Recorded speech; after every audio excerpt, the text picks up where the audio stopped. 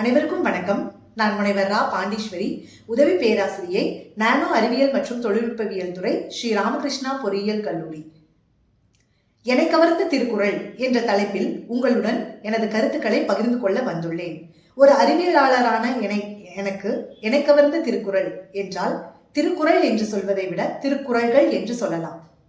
2 முக்கியமான திருக்குறள்கள் என்னை அதிக அளவில் கவர்ந்துள்ளன.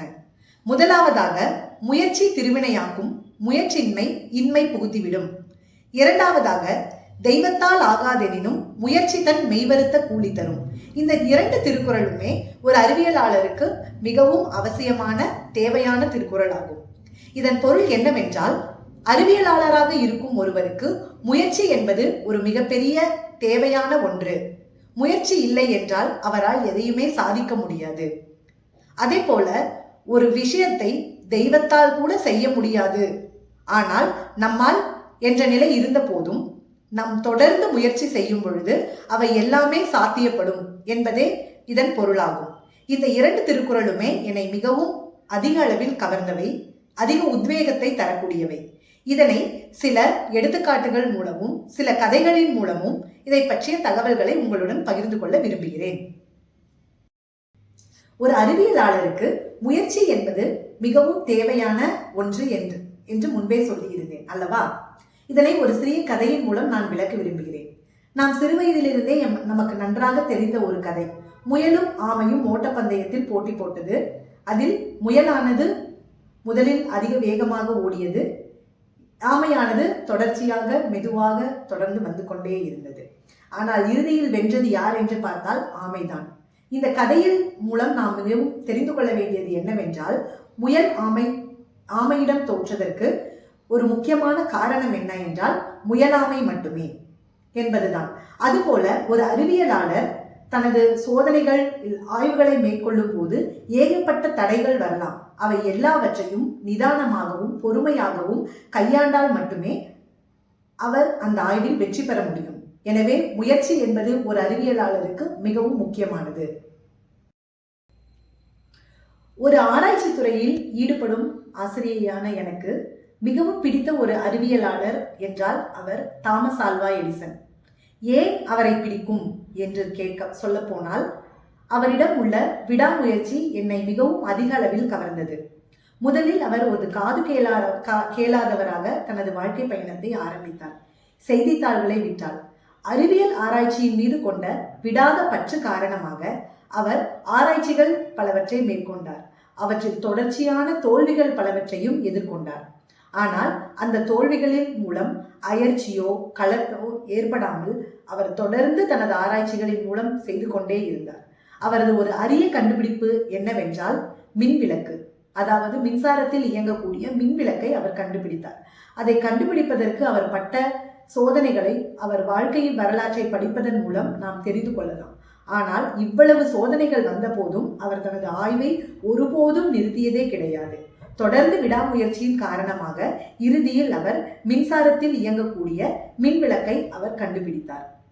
இந்த நிகழ்வின் மூலம் நான் தெரிந்து கொண்டது என்னவென்றால், ஒரு அறிவியலாளர் தொடர்ந்து விடாமுயற்சியோடு செய்து கொண்டு இருக்கும் பொழுது அவரால் எதையுமே சாத்தியப்படுத்த முடியும் என்பதை தாமஸ் ஆல்வா எடிசன் வாழ்க்கையில் நடந்த இந்த நிகழ்வின் மூலம் நாம் தெரிந்து கொள்ள முடியும். தாமஸ் ஆல்வா எடிசன் அவர்கள் அறிவியலின் மீது கொண்டுள்ள தீராத காதலை பற்றி மற்றொரு நிகழ்வின் மூலமும் நாம் அறிந்து கொள்ள முடியும். அவர் மின்சாரத்தில் இயங்கக்கூடிய மின்விளக்கை கண்டுபிடித்தார். அதன் பிறகு பத்திரிகையாளர்கள் அவரை பேட்டி காண வந்தனர். அந்த நேரத்தில் தாமஸ் ஆல்வா எடிசன் தனது சோதனை சாலையில் தனது அடுத்த ஆராய்ச்சிகளுக்கான சோதனைகளை செய்து கொண்டிருந்தார். அப்பொழுது பத்திரிகையாளர் அவரிடம், என்ன எடிசன் அவர்களே, அடுத்த கண்டுபிடிப்புக்கான வேலையை ஆரம்பித்து விட்டீர்களா என்று கேட்டார். அதற்கு எடிசன் என்ன பதில் சொன்னார் தெரியுமா? நேற்றைய கண்டுபிடிப்பை பற்றி பேசி நான் எனது நேரத்தை வீணடிக்க விரும்பவில்லை, நான் இன்னும் நிறைய தூரம் செல்ல வேண்டியிருக்கிறது என்று சொன்னார். இந்த நிகழ்வின் மூலம் ஒரு அறிவியலாளர் தெரிந்து கொள்ள வேண்டியது என்னவென்றால், காலம், அதாவது நேரத்தின் முக்கியத்துவம். நமக்கு ஒரு வெற்றி கிடைத்துவிட்டது என்றால் அந்த வெற்றியின் மகிழ்ச்சியிலேயே திளைத்திருக்க கூடாது. அதையும் தாண்டி நாம் அடுத்த முயற்சிக்கு செல்ல வேண்டும், தொடர்ந்து முயற்சி செய்து அடுத்த நிகழ்வை மேற்கொள்ள வேண்டும் என்பது மட்டுமே இந்த நிகழ்வின் மூலம் நாம் தெரிந்து கொள்ள வேண்டியது ஆகும். ஒரு அறிவியல் ஆராய்ச்சியாளருக்கு தேவையான 2 முக்கியமான குணங்கள் பொறுப்பு மற்றும் பொறுமை. இந்த இரண்டும் தான். இதனை தாமஸ் ஆல்வா எடிசன் அவர்களின் வாழ்க்கையில் நடந்த மற்றொரு நிகழ்வின் மூலம் நாம் அறிய முடியும். தாமஸ் ஆல்வா எடிசன் அவர்களின் விடாமுயற்சியாலும் அயராத உழைப்பினாலும் தான் முதலில் மின்சாரத்தில் இயங்கக்கூடிய மின்விளக்கானது கண்டுபிடிக்கப்பட்டது. இந்த கண்டுபிடிப்பை மற்ற அறிவியலாளர்களுக்கும் தனது நண்பர்களுக்கும் அவர் பகிர்ந்து கொள்ள விரும்பினார்.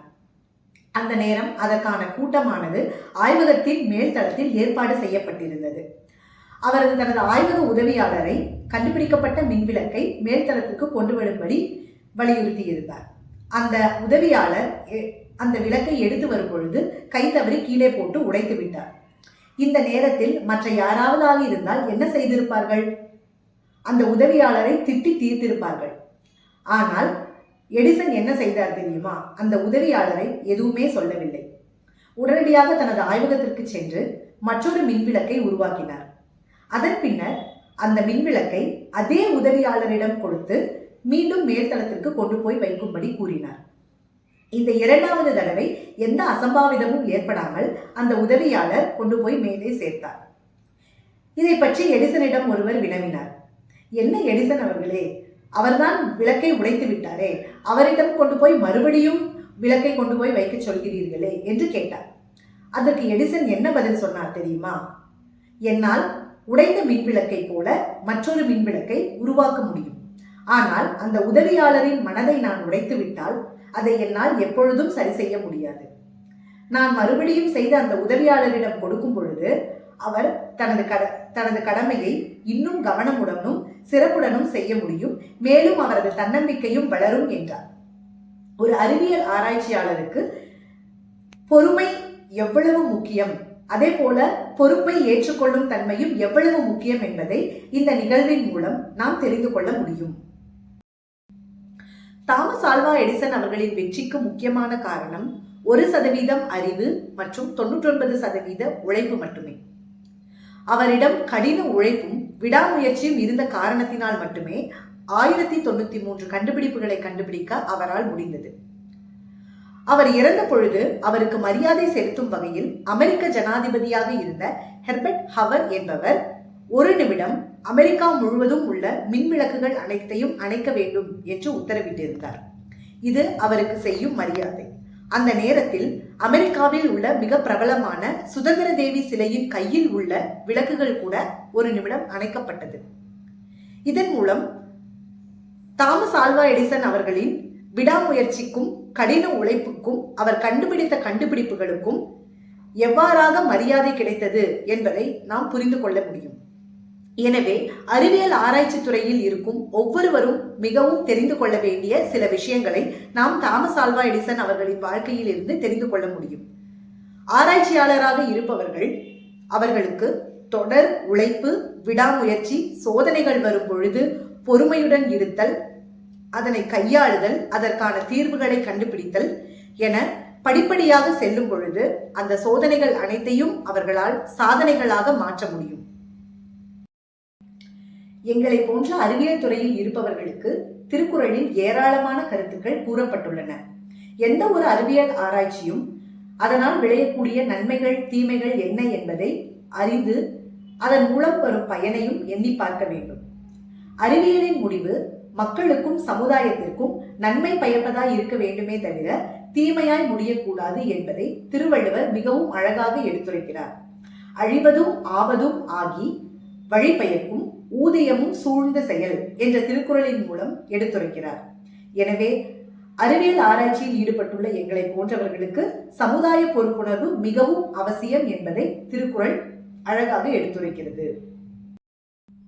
தாமஸ் ஆல்வா எடிசன் திருக்குறளில் கூறியுள்ள கருத்துக்களின்படி எவ்வாறு தனது வாழ்வை அமைத்துக் கொண்டார் என்பதை அவர் வாழ்வில் நடந்த சில விஷயங்களின் மூலம் நாம் அறிந்து கொள்ள முடிந்தது.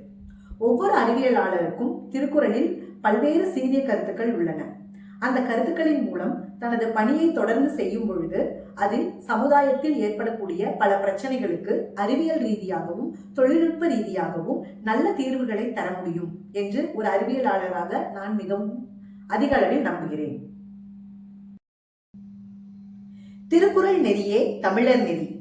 வாழ்க வாழ்க, திருவள்ளுவர் வாழ்க. வளர்க வளர்க, திருக்குறள் நெறி வளர்க.